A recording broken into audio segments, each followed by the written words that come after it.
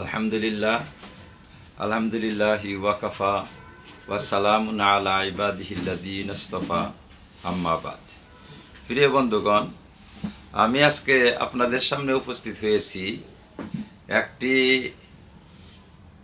Video ক্লিপের উত্তর দেওয়ার জন্য। আমার বন্ধু কেরামত আলী সাহেব আমাকে একটি ভিডিও ক্লিপ পাঠিয়ে জিজ্ঞেস করেছেন যে এই যে জনাব বয়ান করছেন এবং যে দাবি করছেন, এই বয়ান এবং দাবি তার কত দূর সঠিক। এই ভিডিও ক্লিপটা আমাকে দিল, আমি দেখলাম যে একজন বিদাতি আলিম বড় পাগুড়ি বেঁধে মানুষকে ধোঁকা দিচ্ছেন, আর বাতিলের কাজই হচ্ছে মানুষকে ধোঁকা দেওয়া, প্রবঞ্চনা করা। কিভাবে ধোঁকা দিচ্ছে আপনারা মনে রাখবেন, শরীয়তের ইসলামের একটা রুল আছে, উনিও বলছেন রুল আছে, এই রুল বলতে গিয়ে উনি ধোঁকা দিচ্ছেন মানুষকে। 4 দিনের সময় সিন্নি করা নাজায়েজ, এই মর্মে কোনো দলিল যদি না থাকে তাহলে যারা নাজায়েজ বলেন তাদের কথা বলাটা নাজায়েজ। নাজায়েজের একটা দলিলও নাই। কেউ দলিল একটা দেখাইতে পারলে আমরা জীবনে আর কোনো দিন এগুলো করবো না এবং এগুলোর পক্ষে কথাও বলবো না।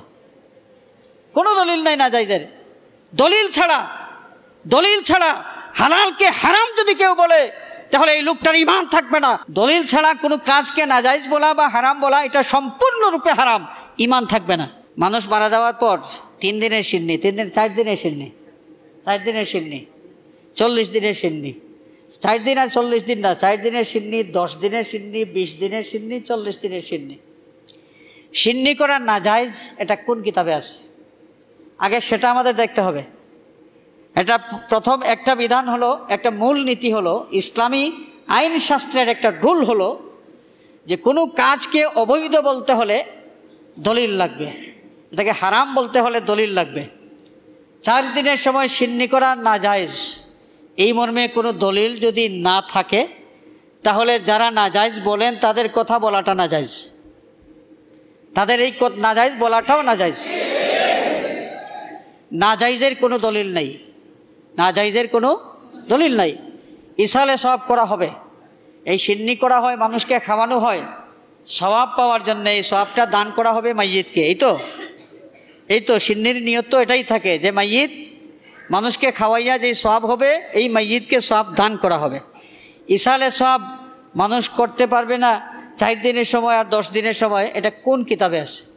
এটা ওপেন করে রাখা হয়েছে, যখন ইচ্ছা একজন মানুষ সিন্নি করতে পারে ইসালে সওয়াবের নিয়তে। কেউ যদি প্রতিদিন করে অসুবিধা কি, তার তৌফিক যদি থাকে প্রত্যেক দিন 100 মানুষ খাওয়ায় এবং নিয়ত করে যে আমার বাবা মারা গেছেন, আমার বাবার রুহে যেন এই মানুষ খাওয়ানোর এই সওয়াবটা পৌঁছে, এই নিয়ত করে প্রত্যেক দিন যদি কেউ সিন্নি করে কোনো সমস্যা নাই। এই 4 দিন 10 দিন 20 দিনে সিন্নি করা হয়, এটা কেন? বিশেষ একটা কারণ আছে। মানুষ মারা যাওয়ার পর একজন মানুষ আমাদের মতো সুস্থ মানুষ বা এইভাবে সুন্দর দেহনিয়া সমাজে বসবাস করেছেন, যখন তিনি মারা গেলেন, মারা যাওয়ার পর কবরে দাফন করার 4 দিনের সময় তার শরীরের মধ্যে একটা পরিবর্তন আসে, 10 দিনের সময় একটা পরিবর্তন আসে, 20 দিনের সময় একটা পরিবর্তন আসে, 40 দিনের সময় চূড়ান্ত পরিবর্তন আসে। 40 দিনের সময় গোশত, গাত থেকে গোশত আস্তে আস্তে ঝরে পড়তে শুরু হয়। এই বিশেষ সময়ে এই কবরের মাইয়িতকে স্মরণ করে তার জন্য ইসালে সওয়াব করা হয়। যে মুসলমান মাইয়িতের হক আদায় করার জন্য, মাইয়িতের প্রতি সহানুভূতি দেখানোর জন্য জিন্দাদের পক্ষ থেকে এই আমলগুলো করা হয়।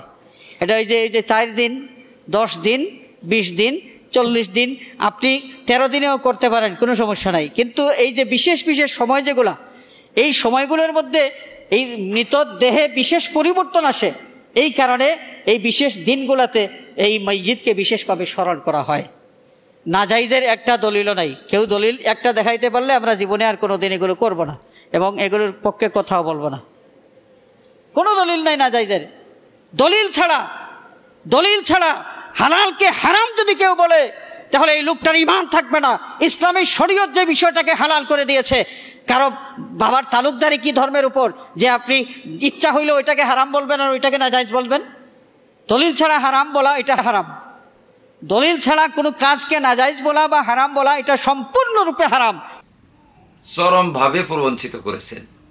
শরীয়তের একটা রুল আছে, সেই রুলটাকে তিনি দুই দিকে ধোঁকা দিয়েছেন। একটা ধোঁকা হলো যে রুলের আধা বলেছেন, আর যে আধা বলেছেন সে আধাটাও স্থানান্তরিত করে যথাস্থানে না রেখে অন্য জায়গায় নিয়ে লাগিয়ে দিয়েছেন। এটা হচ্ছে তার ধোঁকা। আমাদের জনগণ যেহেতু রুল জানেন না, শরীয়তের কানুন মূলনীতি জানেন না, কাজেই তারা যার মুখে যা শোনেন তাই বিশ্বাস করে বসেন, আর অনেক সময় বিশ্বাস করে ঈমানও হারিয়ে ফেলেন।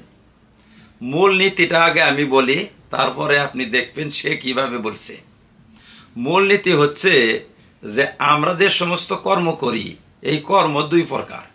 একটাকে বলা হয় ইবাদাত, আর একটাকে বলা হয় আদাত। অর্থাৎ একটা হচ্ছে আমরা সওয়াবের জন্য পুণ্য হিসাবে আমরা কাজ করি, যে কাজটাকে পুণ্যের কর্ম সওয়াবের জন্য বা ইবাদত হিসাবে আমরা করি। আরেকটা কাজ আমরা অভ্যাসগতভাবে করি, সাধারণভাবে করি, বা পার্থিব কর্ম হিসেবে আমরা করি। সেটা আমাদের ইবাদত উদ্দেশ্য থাকে না বা কোনো সওয়াব উদ্দেশ্য থাকে না। দুই ধরনের কাজ করি।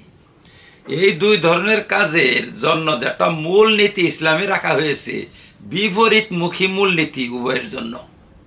যেমন দ্বীনি কাজ যেটা বা সওয়াবের কাজ যেটা, অথবা ইবাদত যেটা, ইবাদত কোনো একটাই আপনি করতে পারবেন না বিনা দলিলে।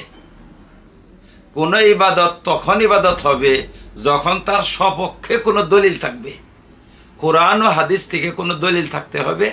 যতক্ষণ পর্যন্ত তার সপক্ষে কোনো দলিল থাকবে না, ততক্ষণ পর্যন্ত ইবাদত হবে না। আপনি যদি ইবাদত হিসাবে সেই কাজ করেন, সেটা চরম বিদাত হবে, বিদাতে সাইয়া হবে, ঘৃণ্য বিদাত হবে।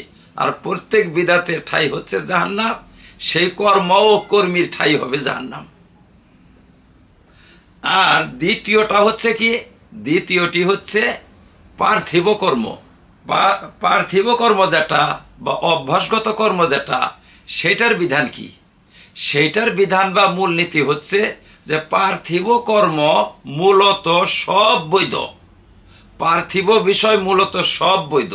কোনো বিষয়কে অবৈধ বলার জন্য দলিল লাগবে।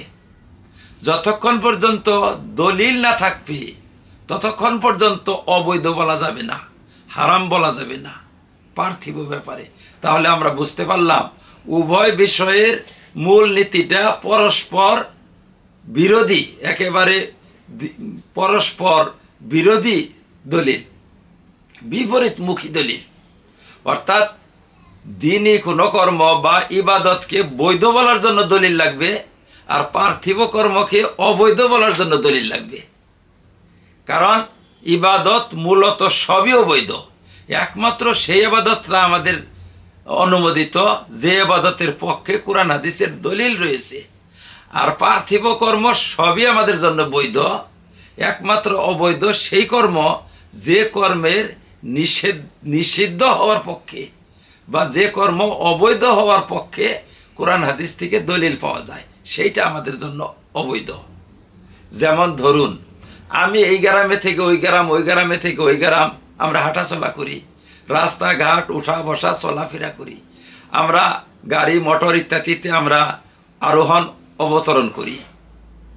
এই সমস্ত কর্ম আমরা সওয়াবের জন্য করি না, ইবাদত হিসাবে করি না। কাজে এই সমস্ত কর্মই আমাদের জন্য বৈধ।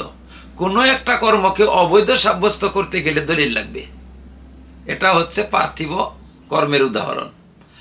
আর দ্বীনি বা ইবাদতের উদাহরণ হচ্ছে যে আমরা যে সমস্ত ইবাদত করি, যেমন আমরা নামাজ পড়ি, রোজা রাখি, সেজদা করি, কিয়াম করি, রুকু করি, দরুদ পড়ি ইত্যাদি যত ইবাদত আমরা করি, সমস্ত ইবাদত দলিল সাপেক্ষ হবে। এই সমস্ত ইবাদত আমরা তখন করতে পারবো যখন এর সপক্ষে দলিল থাকবে। কোনো একটা ইবাদতের পক্ষে যদি দলিল না থাকে তাহলে সেই ইবাদত করা যাবে না। যেমন আমরা যদি একটা ইবাদত বানিয়ে নিই আজকে, যেমন ধরুন আমরা যদি বলি যে বৎসরে বৎসরে অমক কাজ করাটা ইবাদত বা পুণ্যকর্ম, সওয়াবের কর্ম, বৎসরে বৎসরে অমক কাজ করাটা, তাহলে আমাদেরকে দলিল দিতে হবে যে এই কাজের পক্ষে কোনো দলিল আছে কিনা। যদি দলিল আছে তাহলে সেটা ইবাদত হবে, আর যদি দলিল নেই তাহলে সেটা ইবাদত হবে না। যেমন আমরা সওয়াবের জন্যই তো করি। আমরা যে 3 দিনে খানা খাওয়াই, 10 দিনে খানা দেই, 40 দিনে আমরা অন্নদান করি, বছর পর আমরা বড় ধরনের একটা পানাহারের আয়োজন করি, এগুলো কেন করি? এগুলোকে আমরা অভ্যাসগতভাবে করি? এগুলোকে আমরা পার্থিব কর্ম হিসাবে করি না সওয়াবের জন্য করি, ইবাদত হিসাবে করি, পুণ্যের আশায় করি? কি জন্য করি? যদি আপনি পুণ্যের আশায়, সওয়াবের আশায়, ইবাদত হিসাবে যদি করেন, তাহলে এই সমস্ত কর্মের পক্ষে দলিল থাকতে হবে। যদি দলিল না থাকে তাহলে সেই কর্মটা অবৈধ হবে। অবৈধতার কোনো দলিল লাগে না, বৈধতার জন্য দলিল লাগবে।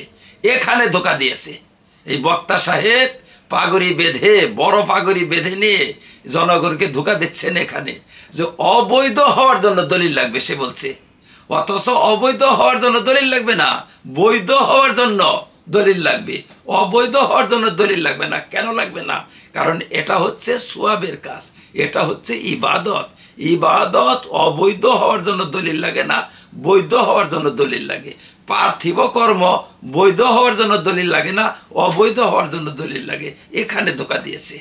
কাজেই শেষ কথা হচ্ছে এটাই, যে 3 দিনের জন্য আপনাকে দলিল দিতে হবে, 10 দিনের জন্য দলিল দিতে হবে, 40 দিনের জন্য দলিল দিতে হবে, বছরের জন্য দলিল দিতে হবে।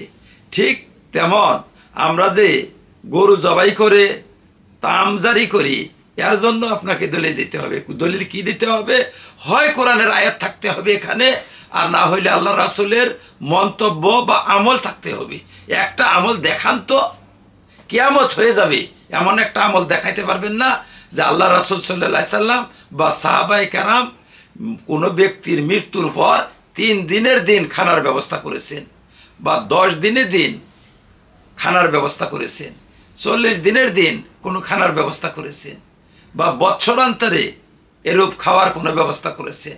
আল্লাহ রাসূল থেকেও দেখাতে পারবে না এবং সাহাবাদের থেকে দেখাতে পারবে না, এমনকি নির্ভরযোগ্য কোনো ব্যক্তি থেকেই দেখাতে পারবে না। যদি আপনাদের কাছে দলিল থাকে, যত দূর পর্যন্ত আমার আওয়াজ যাচ্ছে আপনাদেরকে আমি বলছি, আপনারা সেই দলিলটা আমাদেরকে দেন, আমাদেরকে দেখান যে আল্লাহ রাসূল হয় খাওয়াতে বলেছেন অথবা আল্লাহ রাসূল খাইয়েছেন। এইভাবে 3 দিনা করেছেন, 10 দিনা করেছেন, 40 করেছেন, বৎসরা করেছেন তিনি, এরকম একটা দলিল আমাদেরকে দেখান, তাহলে ইনশাআল্লাহ আমরা মেনে নিব। কিন্তু মনে রাখবেন, কিয়ামত হয়ে গেলেও এই সমস্ত বিদাতিরা একটা দলিল দেখাতে পারবে না। এদের হচ্ছে কি দলিল? প্রবঞ্চনা।